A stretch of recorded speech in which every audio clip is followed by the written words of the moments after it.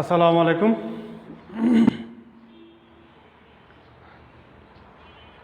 পাঁচরুখী বেগম আলাদা কলেজ কর্তৃক আয়োজিত অনলাইন ক্লাসে দ্বাদশ শ্রেণীর শিক্ষার্থীদের সবাইকে স্বাগতম।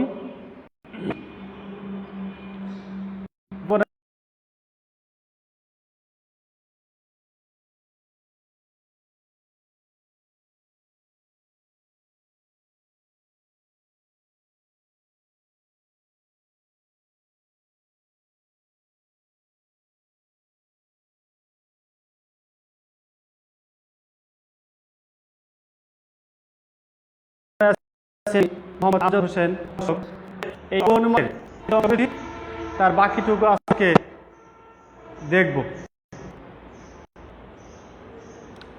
তো আমরা সাধারণত অনুমান কত প্রকার? দুই প্রকার।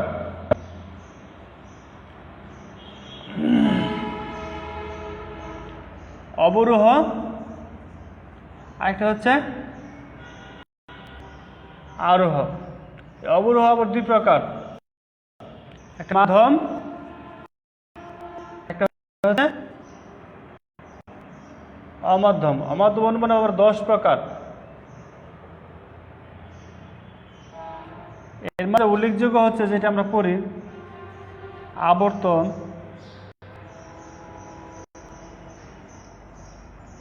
প্রতিবর্তন,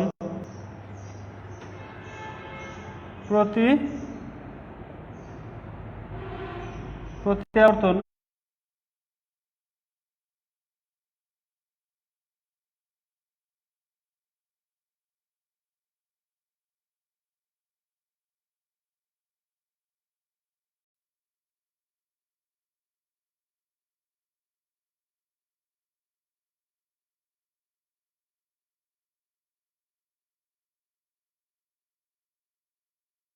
আরো 7টা বাকি রয়েছে। তো আবার আবর্তন আবার দুই প্রকার, সরল ও সরল। এইগুলো আমরা গত ক্লাসে দেখছিলাম। তাহলে গত ক্লাসে একটু আলোচনা আমরা একটু করি, তারপরে আমরা আজকের ক্লাসে মূল আলোচনায় যাই।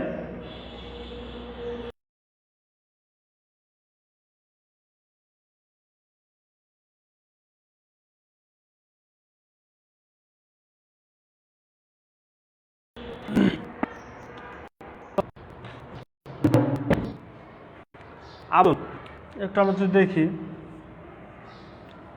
কোনো মানুষ, কোনো কাক নয়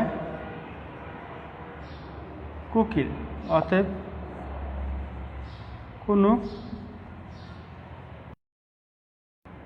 কোকিল নয় কাক।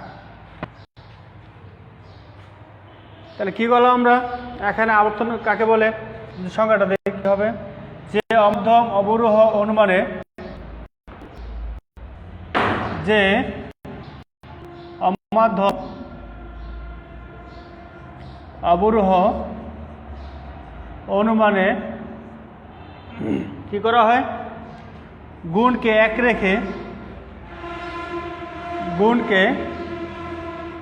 এক রেখে আশ্রয়বাহী উদ্দেশ্য সিদ্ধান্তে বিধেয় করা হয়, আশ্রয়বাহী বিধেয়কে সিদ্ধান্তে উদ্দেশ্য করা হয়। তাই এটাকে বলা হয়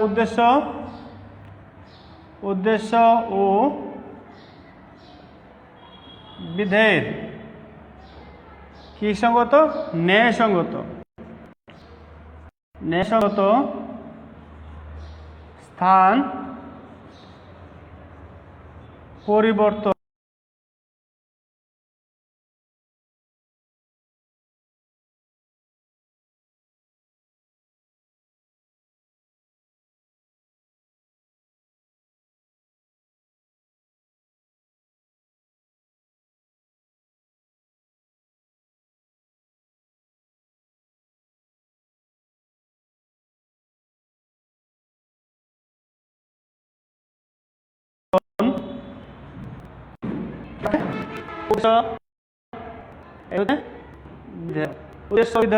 ন্যায়সঙ্গত স্থান পরিবর্তন করাকে আবর্তন বলে। এই আবর্তন দুই প্রকার, একটা সরল, একটা অসরল। সরল মানে হচ্ছে যদি আশ্রয় বাক্য ও সিদ্ধান্তের পরিমাণ 1 থাকে, আশ্রয় বাক্য ও সিদ্ধান্তের পরিমাণ যদি 1 থাকে তাহলে সরল, আর 1 না থাকলে কি অসরল। তাই একটা আবর্তন 2 প্রকার, একটা সরল আবর্তন, অন্যটি কি অসরল আবর্তন। সরল আবর্তন কাকে বলে?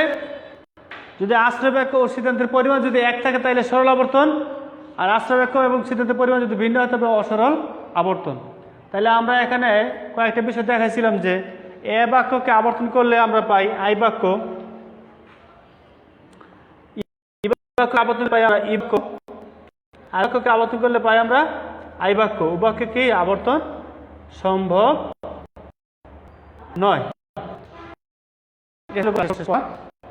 তো কারো কোনো সমস্যা থাকলে যোগাযোগ করবা, এই ক্লাসগুলো বারবার দেখবা, তাহলে সলভ হয়ে যাবে আশা করি। এখন আসি তাহলে প্রতিবর্তন কাকে বলে?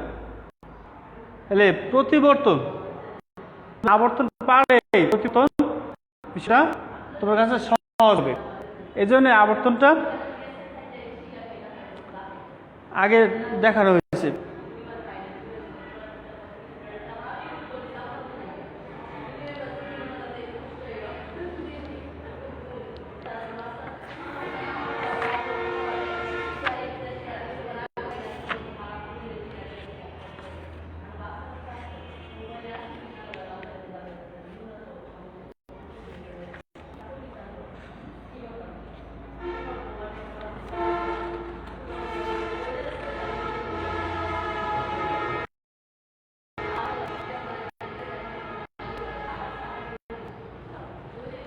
আমরা এখন প্রতিবর্তন কাকে বলে?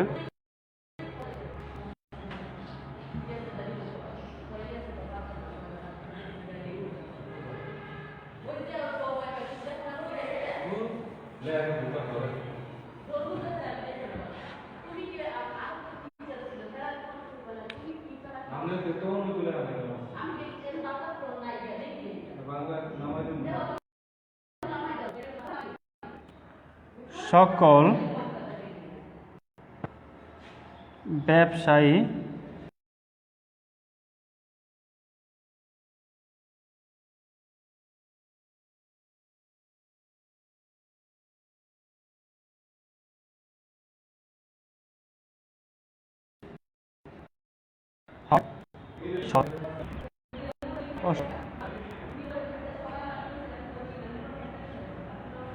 তাহলে আমরা জানি প্রথম বাক্যটা কি বাক্য?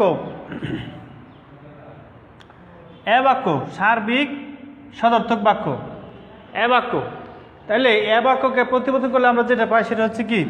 তাহলে এটি কি বাক্য? সার্বিক নয়ার্থক বা ই বাক্য। তাহলে আমরা যুক্তি বাক্য চিনি দেবো নাকি?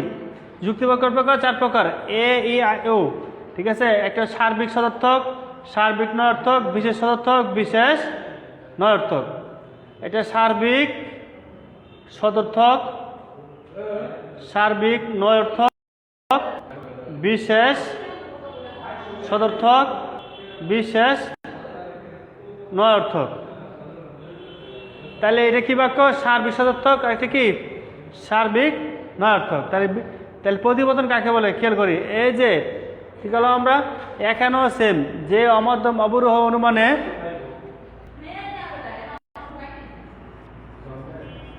অমধ্যম অবরোহ অনুমানে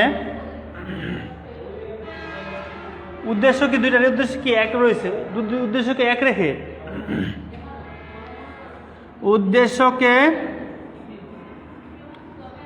এক রেখে গুণকে ভিন্ন করে, গুণকে একটা ভিন্ন, গুণ ভিন্ন, গুণকে ভিন্ন করে বিধেয়ের বিরুদ্ধ পদ। কোন শব্দের যদি অ দিয়ে আমরা যুক্ত করে ওই শব্দটাকে বলা হয় বিরুদ্ধ পদ। যেমন সাদার বিপরীত হচ্ছে কি কালো, আর অ দিয়ে যদি অসাদা বলি তাহলে কি বিপদ। তাইলে গুণকে ভিন্ন করে বিধেয়ের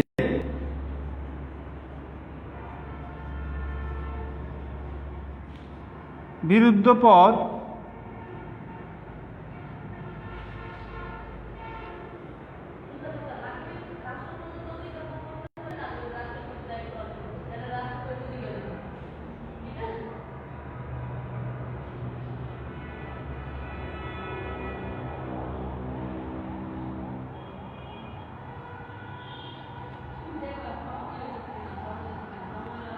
করা হয় কে প্রতিবর্তন বলে। তাহলে প্রতিবর্তন কাকে বলে?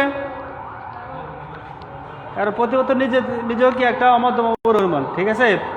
অনুমান দুই প্রকার, অবরোহ আর অবরোহ থেকে আসছে কি অমাধ্যম অনুমান। অমাধ্যম অনুমানে কি আবর্তন, প্রতিবর্তন, প্রত্যাবর্তন। এই জন্য প্রতিবর্তন নিজেও কি একটা অমাধ্যম অবরোহ অনুমান। তাইলে এই প্রতিবর্তন কাকে বলে? যে অমাধ্যম অবরোহ অনুমানে কি করা হয়? উদ্দেশ্যকে ঠিক রেখে, আসল বাক্যের উদ্দেশ্যকে ঠিক রেখে গুণকে ভিন্ন করে বিধেয়ের বিরুদ্ধ পদ করা হয়, বিরুদ্ধ পদ নেওয়া হয়, তাকে প্রতিবর্তন বলে। সহজ কথা, উদ্দেশ্যকে ঠিক রাখলাম, বিধেয়ের গুণকে ভিন্ন করলাম, বিধেয়ের বিরুদ্ধ পদ ব্যবহার করলাম, এইটাই প্রতিবর্তন। আবর্তনে কি করছিলাম আমরা? আবর্তন করছিলাম গুণকে ভিন্ন করছিলাম, উদ্দেশ্য বিধেয়, বিধেয়কে উদ্দেশ্য করছিলাম। আর এখানে উদ্দেশ্য ঠিক রইল, গুণকে ভিন্ন হইল, বিধেয়ের বিরুদ্ধ পদ সিদ্ধান্তের উদ্দেশ্য হিসেবে ব্যবহৃত, সিদ্ধান্তের বিধেয় হিসেবে ব্যবহৃত হয়েছে। অতএব এইটাই হচ্ছে প্রতিবর্তন। প্রতিবর্তনের নিয়ম কয়টা? এই প্রতিবর্তনের নিয়ম রয়েছে, এই প্রতিবর্তনের নিয়ম হচ্ছে 4টা।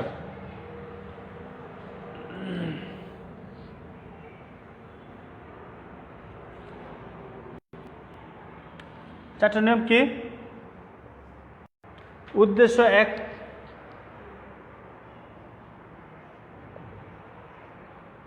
এক হবে, গুণ কি হবে?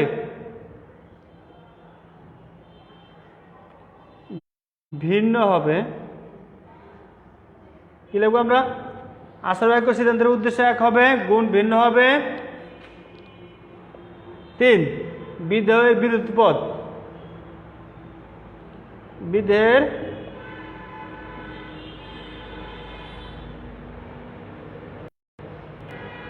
বিরুদ্ধ পদ ব্যবহৃত হবে। 4 নাম্বার,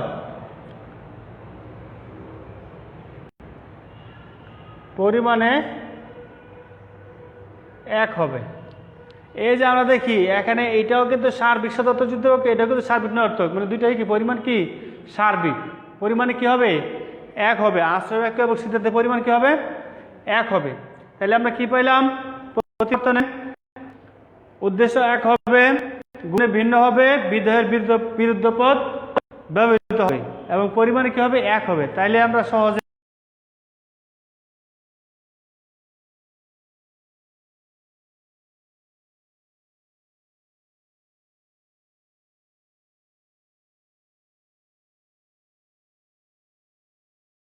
কি পাইলাম?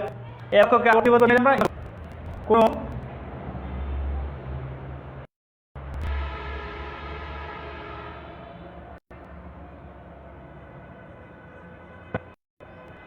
ব্যবসায়ী নয়,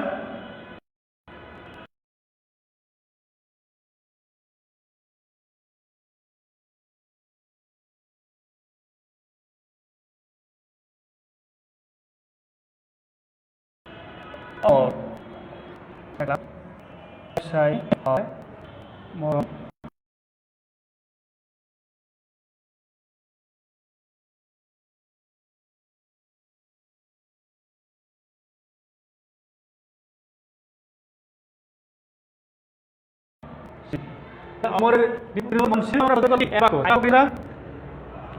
কিছু ফুল হয় সুন্দর।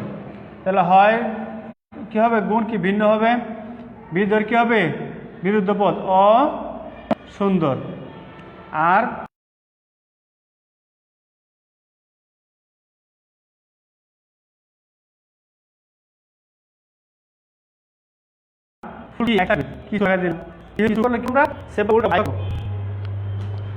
তাইলে প্রতিপতন করলে কি কোন বাক্য কি হয়?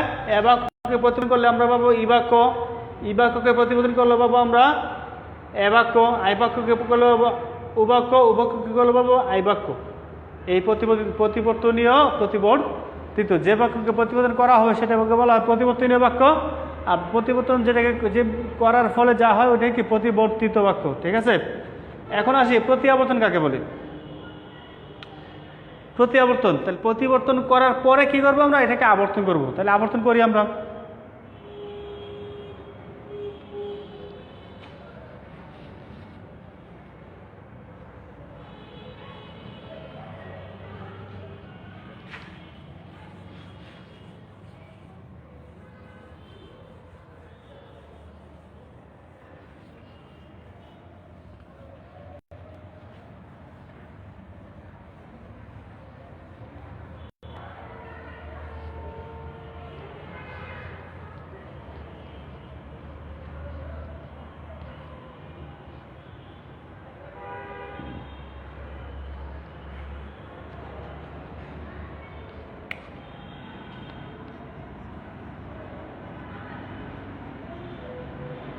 প্রত্যাবর্তন,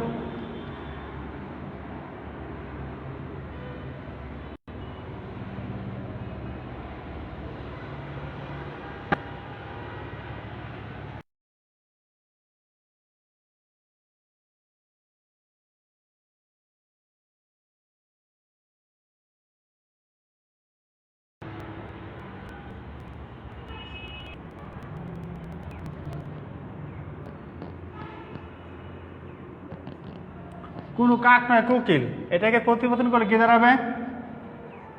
কাক থাকবে, ই বাক্যকে প্রতিপতন করলে কি পাবো আমরা? এ বাক্য। সকল কাক হয় অ কোকিল। উদ্দেশ্যকে এক রাখলাম, গুণকে করলাম, দিয়া। এখন আসি এটাকে আবর্তন করলে কি পাবো আমরা? এ বাক্যের আবর্তন কি পাই আমরা?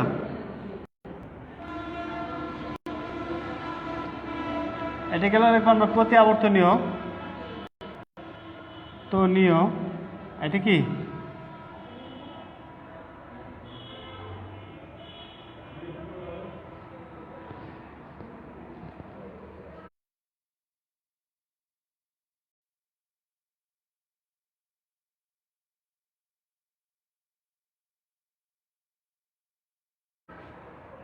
আবর্তনীয়।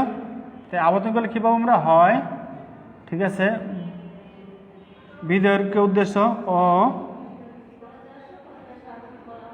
অকোকিল, উদ্দেশ্যকে বিধেয় কাক। ঠিক আছে, তাহলে এ বাক্যের আবর্তন করলে কি পাবো আমরা? সরল আবর্তন, অসরল আবর্তন, অসরল আবর্তন।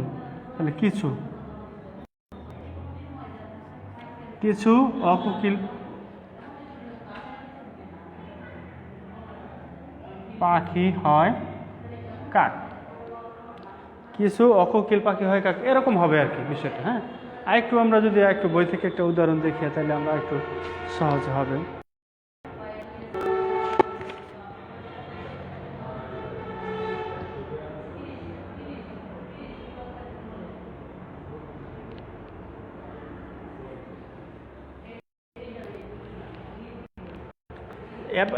একটা এবাকুকে করি আমরা। সকল দার্শনিক হয় মানুষ। এর কি প্রতি এটা প্রতি আবর্তিত, প্রতি আবর্তিত, এটা প্রতি আবর্তনীয় নিয়। তাহলে এ বাক্যকে আমরা প্রতিবর্তন করলে কী পাবো আমরা? ই বাক্য হয় জায়গায় নয় আর নন। ঠিক আছে, নন লিখি আমরা দার্শনিক, সরি প্রতিবর্তন তো সকল জায়গায় কোনো দার্শনিক হনের জায়গায় নন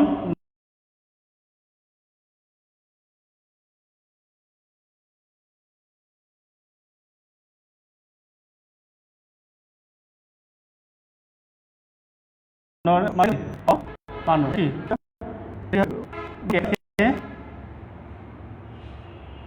উদ্দেশ্য বিধেয়ের ন্যায়সঙ্গত স্থান পরিবর্তন।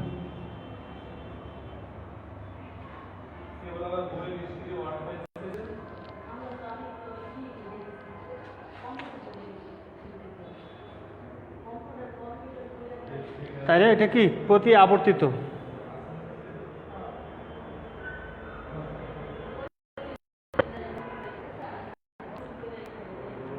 এখন প্রতি আবর্তিত কিভাবে হলো, যে প্রথম বাক্যটা সকল দার্শনিক মানুষ, এটাকে প্রতিবর্তন করলে কীভাবে কী পেলাম আমরা, গুণকে ভিন্ন, উদ্দেশ্য এক, বিধেয়ের বিরুদ্ধ পথ অদিয়া, ঠিক আছে। আর এটাকে আবর্তন করলে কি হয়, গুণকে এক রেখে উদ্দেশ্যকে বিধেয়, বিধেয়কে উদ্দেশ্য করলে যা পাওয়া যায় এটি কি আবর্তন। এখন এই যে আবর্তন যেহেতু করে আবর্তনের নিয়ম এখন প্রযোজ্য হবে, প্রতিবর্তন করে প্রতিবর্তনের নিয়ম এখন প্রযোজ্য হবে, তাহলে প্রতি আবর্তনের কয়েকটা নিয়ম লিখি আমরা।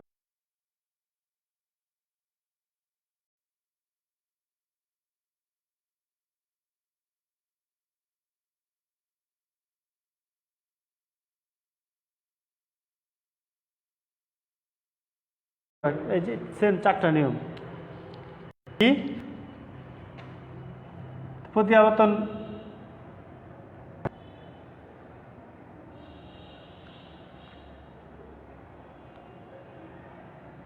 প্রতি আবর্তন কাকে বলে, এটা সংজ্ঞাটা একটু দিই।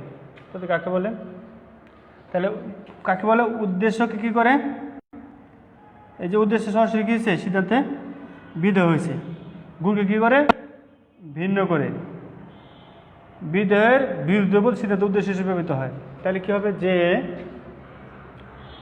অমাধম অবরোহ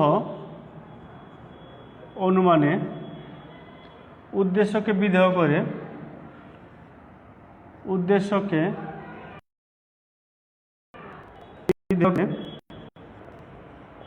গুণকে ভিন্ন করে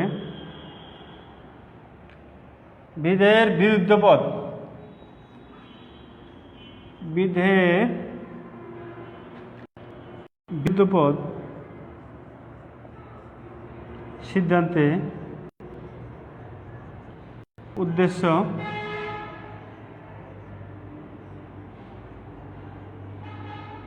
বসে তাকে প্রতি আবর্তন বলে। যে আমার অনুমানে আগেগুলো ঠিক আছে, উদ্দেশ্যকে বিধেয় করে, গুণকে ভিন্ন করে, বিধেয়ের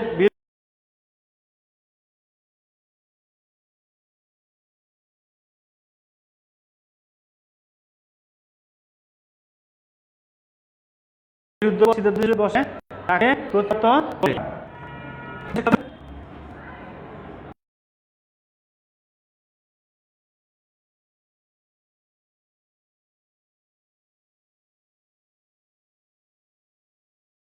উদ্দেশ্য বিধেয় গুণ ভিন্ন হবে,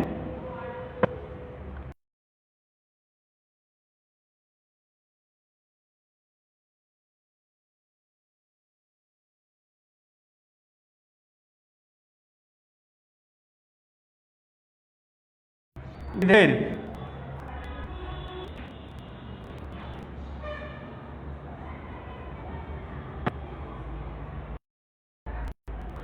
উদ্দেশ্য হবে, যে আবর্তন আছে সেখানে এই আবর্তনের নিয়মটা আবার প্রয়োগ হবে। সেটা হচ্ছে কি, আশ্রয় বাক্য অব্যাপ্য পদ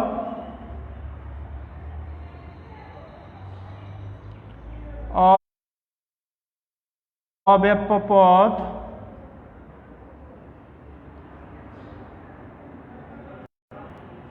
সিদ্ধে ব্যাপ্য হবে না বা হতে পারে না। আশ্রয় বাক্য অব্যাপ্য পদ সিদ্ধান্তে ব্যাপ্য হতে পারে না। তাহলে কি বুঝলাম, উদ্দেশ্যপদ আশ্রয় বাক্য উদ্দেশ্যপদ সিদ্ধান্তে বিধেয় হবে, বিধেয়পদ সিদ্ধান্তে গুণ ভিন্ন হবে, বিধেয়ের বিরুদ্ধ পদ সিদ্ধান্তে উদ্দেশ্য হবে, আর আশ্রয় বাক্যে যে আশ্রয় বাক্যে ব্যাপ্য না সেই পরিস্থিতিতে ব্যাপ্য হতে পারে না। তাহলে এই যে আমরা দেখছিলাম যে এ বাক্যের আবর্তন যখন আমরা করতে গেছি তখন কী করছি, আমরা আই বাক্য করছি। আমরা জানি কী করা হয় না, এ বাক্যের সরল আবর্তন সম্ভব নয়, আর কি হয়, কি সম্ভব নয়, উ বাক্যের প্রতি আবর্তন সম্ভব নয়। এখন আই বাক্যকে যদি আমরা প্রতিপাদন করি তাহলে উ বাক্য হবে, উ বাক্যের প্রতি আবর্তন সম্ভব নয়, হবে না। ঠিক আছে, উ বাক্য কী করলে হবে আই বাক্যকে আবার প্রতিপাদন করা যাবে। তা কি হবে, আই বাক্যের প্রতি আবর্তন সম্ভব নয়।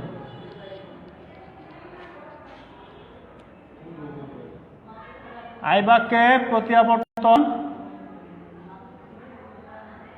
সম্ভব নয়, এটা খুব কমন প্রশ্ন আসতে পারে। আই বাক্যের প্রতি আবর্তন কি সম্ভব?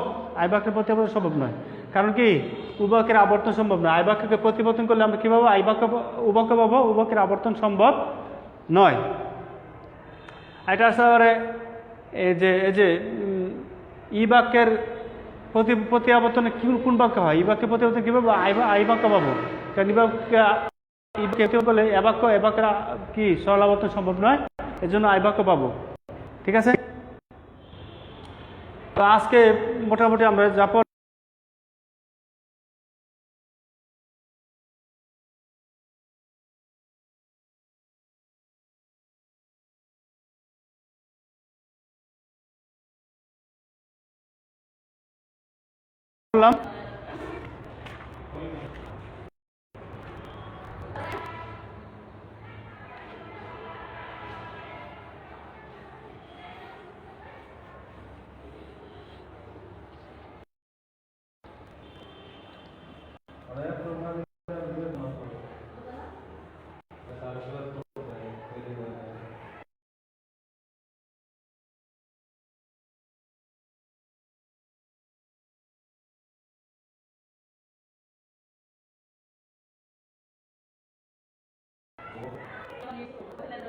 পরিমাণ অনুসারে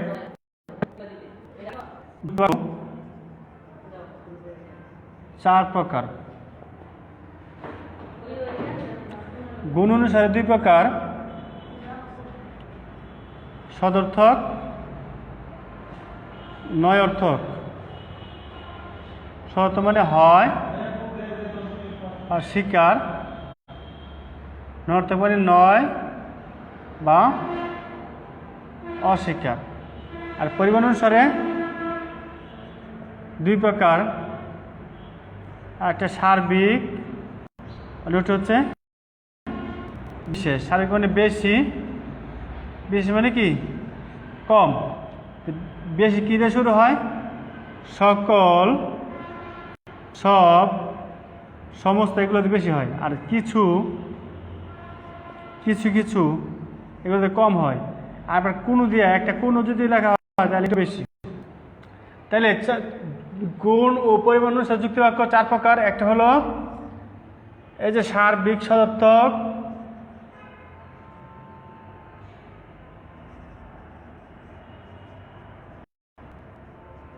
সার্বিক সদর্থক,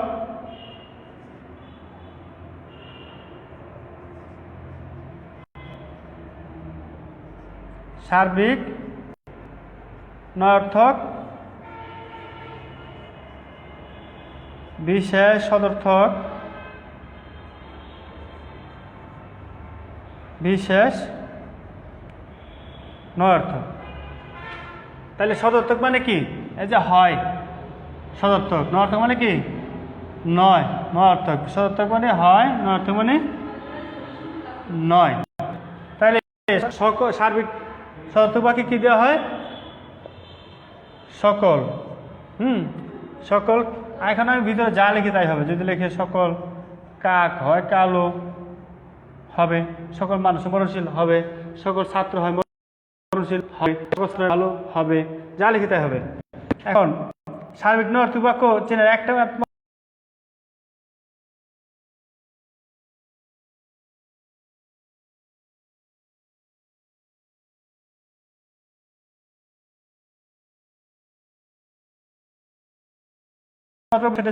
কোনো কাক নয়, কিছু যা হয় কিছু সুন্দর, কিছু আম হয় মিষ্টি, যা লিখে তাই হবে। কিছু মানুষের কৃপণ, হ্যাঁ, এরপরে কি বিশেষ নর্থক মানে কি এটাও কিছু দেওয়া হবে, কিছু এগুলো দেওয়া হবে, কিছু কিছু ফুল নয় সাদা, কিছু আম নয় মিষ্টি, কিছু আম কিছু মিষ্টি নয় টক, এই যা লিখে তাই হবে।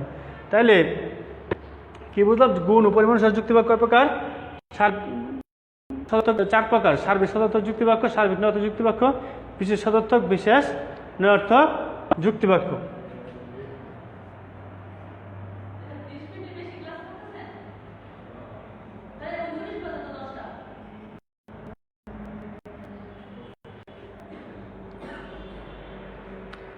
তাহলে আমরা এই যুক্তিবাক্যগুলোকে আমরা আসলে এই আবর্তন প্রতিবর্তন প্রত্যাবর্তন করি। আমরা যুক্তিবাক্যগুলো চিনলে সহজ হবে আবর্তন প্রতিবর্তন প্রত্যাবর্তনগুলো করা। তো সবাইকে এই আজকের এই ক্লাসটা মনোযোগ সহকারে দেখার এবং এই ক্লাসের কোন জিনিসগুলো বোঝো না এই বিষয়গুলো কমেন্টের মাধ্যমে জানাবা, আমি চেষ্টা করবো উত্তর দেওয়ার জন্য।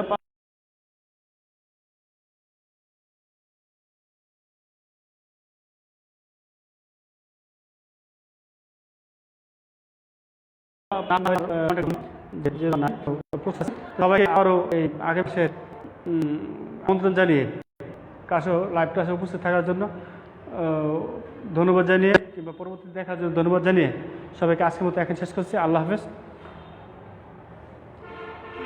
আসসালামু আলাইকুম রহমতুল্লাহ।